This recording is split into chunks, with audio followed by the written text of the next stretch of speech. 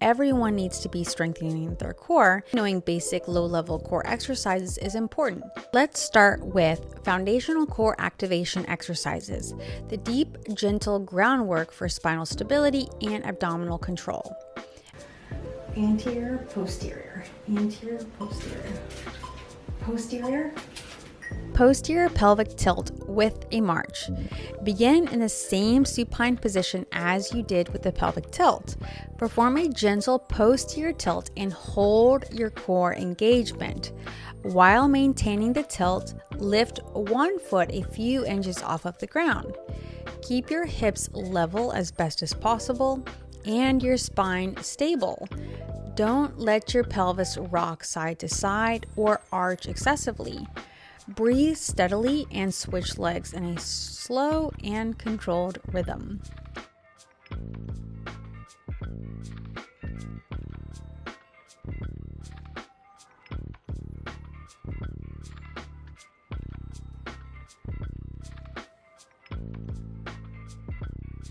The modified dead bug. Lie on your back with one knee bent and your foot flat. The other leg lifted at 90 degrees, arms straight up. Engage your core and flatten your lower back lightly into the floor. Slowly extend the opposite arm and leg away from each other. Move only as far as you can while maintaining spine contact with the ground. Avoid excessive arching through your spine. Exhale during the extension and inhale as you return to start. You can reach further and keep your limbs up higher as you advance with this maneuver. As your core strengthens and you are ready to progress.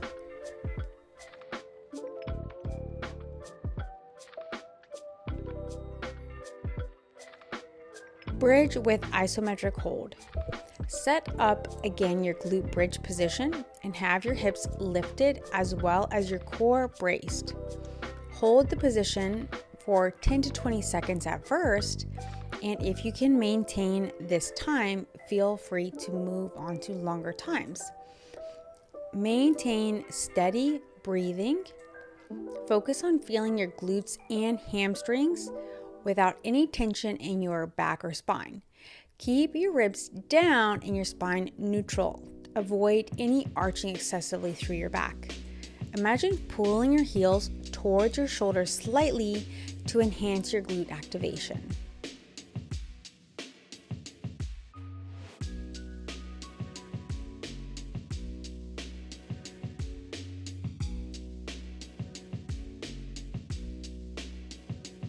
Marching like this. Now we're leveling up with the bridge. Marching bridge, begin with a strong and stable bridge. Slowly lift one foot off the ground and hold for at least a second, aiming to progress to 2 to 3 seconds. Keep your pelvis level without any twisting or dropping from side to side. Movement should be slow and controlled. Move smoothly and with rhythm. Your breath should be continuous and gentle. Despite the fact that you're engaging your core and having tension in your abs throughout the movement.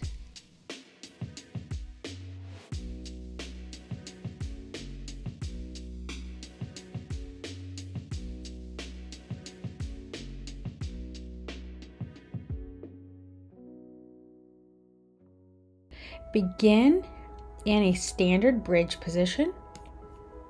Inhale to relax your pelvic floor and exhale as you lift your hips while lightly contracting your pelvic floor muscles. Imagine lifting your pelvic floor up and in as your hips rise from the ground. Maintain a gentle and steady contraction, not a hard or aggressive squeeze. Lower with control as you inhale and release the tension gradually. Repeat the movement with as much control as possible, being intentional with each squeeze and lift. Continue to focus on your breaths as you engage in the movement. Quality over quantity and speed.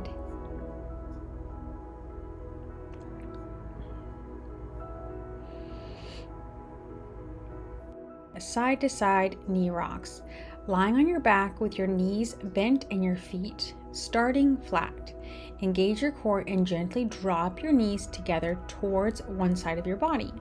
Move only as far as you can without your shoulders lifting off of the floor. Use your abs and your core to guide your legs back to center before switching to the opposite side. Keep the movement slow and smooth. It's about control, not stretch or intensity. Focus on smooth engagement. And again, use your abs to bring your legs back to neutral.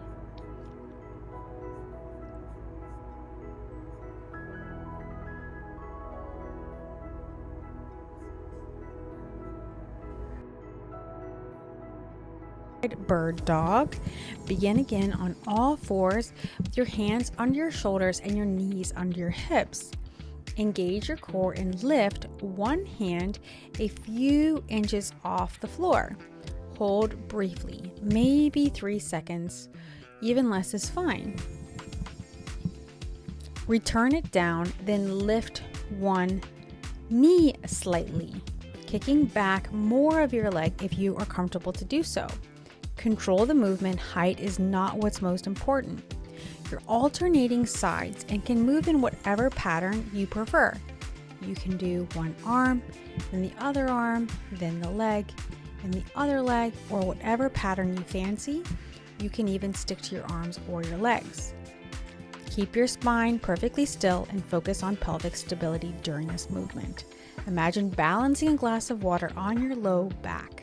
Performing opposite arm and leg, starting in quadruped, your core is engaged and your spine is neutral.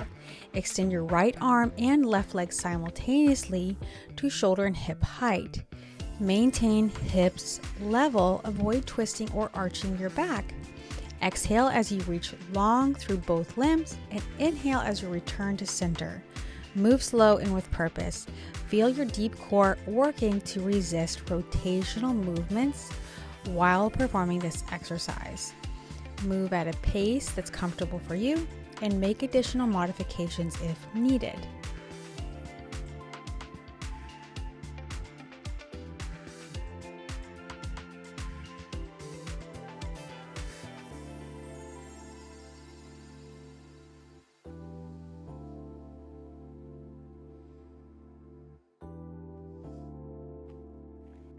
To perform quadruped leg extension, begin in a neutral quadruped position with your core gently engaged.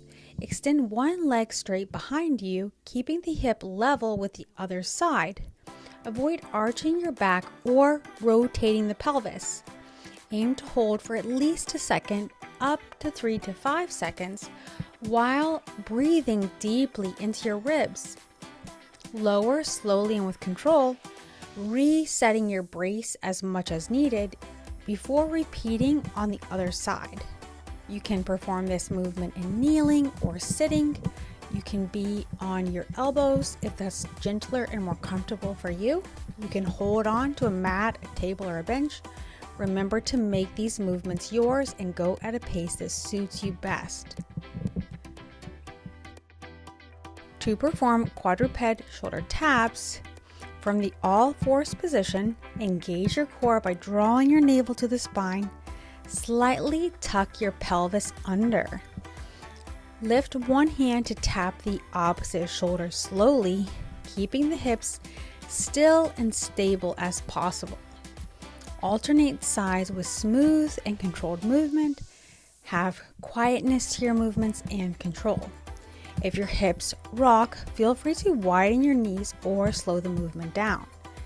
Have steady breaths. This is an anti-rotational exercise, not about speed. As you advance, you can lift into bear pose while performing your shoulder taps.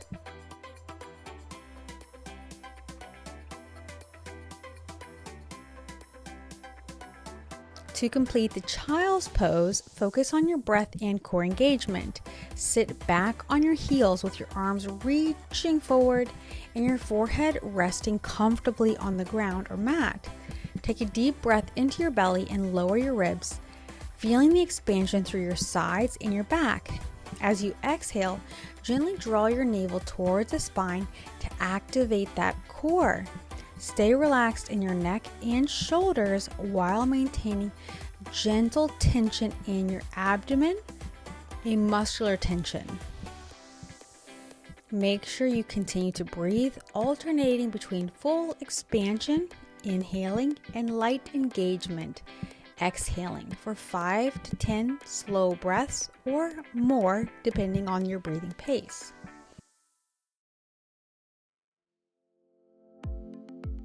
Modify your plank in however you fancy. This is a forearm kneeling plank.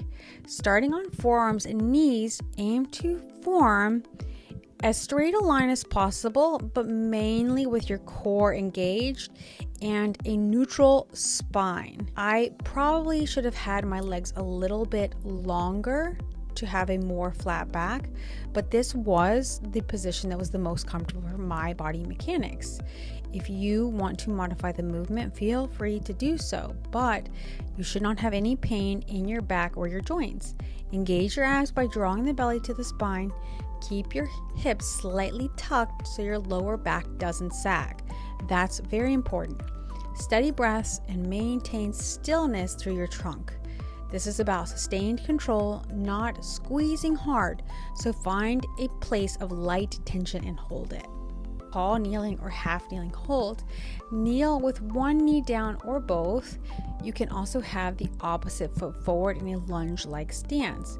Regardless, engage your glutes and core to stay upright and balanced. Keep your front knee directly over your ankle. No leaning or wobbling. Stay tall throughout the entire movement with the crown of your head reaching towards the ceiling and your ribs stacked over your hips. Breathe deeply into your lower ribs. This is a balance and stability challenge, not just about your posture. Modify as much as you need, and if you are on your knees or knee, make sure you have plenty of support to protect that joint from the floor or any other surface.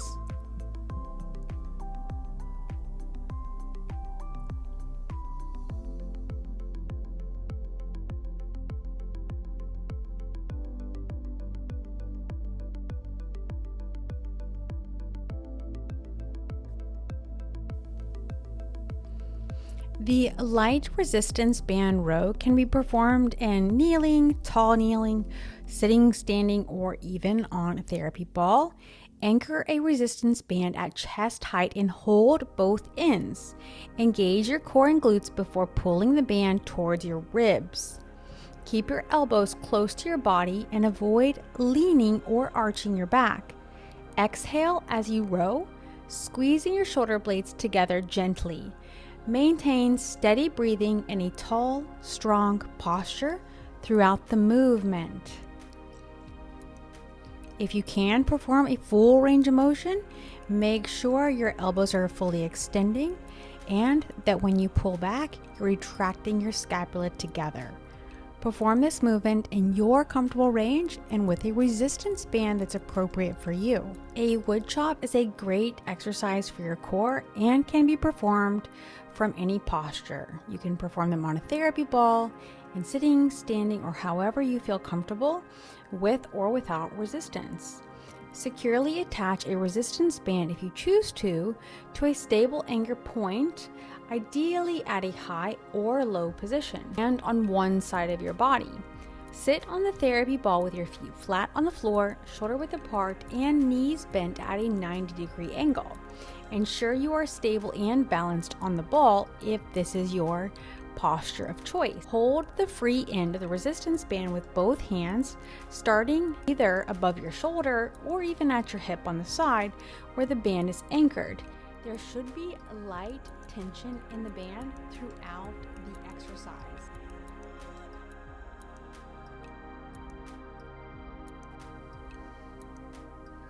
A core-focused standing torso twist. You are standing with your feet roughly shoulder width apart, holding an object if desired with both hands in front of you. If you decide to add resistance, keep your hips still. Rotate your torso from side to side, leading with your core and keeping your arms relatively steady. Exhale as you twist. You can increase difficulty by holding a weight or a resistance band. Keep your hips and lower body still if possible. The movement should predominantly be coming from your torso and your obliques. Move slowly and with control. Twist with your torso to one side, keeping your arms at chest level. Rotate back to center and pause briefly for control if you need to. Continue the movement by twisting to the opposite side, making sure to engage your core muscles. Exhale as you twist to one side and inhale as you return to center. With your feet roughly shoulder width apart or a little wider, lean your body to one side, bending your torso as you exhale. Keep your hips roughly still and your chest open. Inhale as you return to center and repeat to the other side, or I am going to isolate one side at a time. Remember, when you perform your deep inhales, lengthen your spine. Exhale as you bend your torso to one side, lowering the arm on that side down towards your knee. Keep your chest open and your hips stable, not twisting forward or backward. You can keep your other arm extended overhead if you wish, or even place your opposite hand on the hip. Inhale as you return upright with your arm back to the starting position. If balance is an issue, place your feet slightly further apart or keep one hand on a chair or wall for support. For a greater challenge, hold a dumbbell, kettlebell, or a plate weight in the hand of the arm you are bending toward. Remember to avoid twisting. Keep your shoulders and hips square to the front as much as possible. Imagine you're pressing your hips slightly in the opposite direction of the lean. For a deeper stretch, remember to focus on your breath and exhale to bend deeper into the stretch.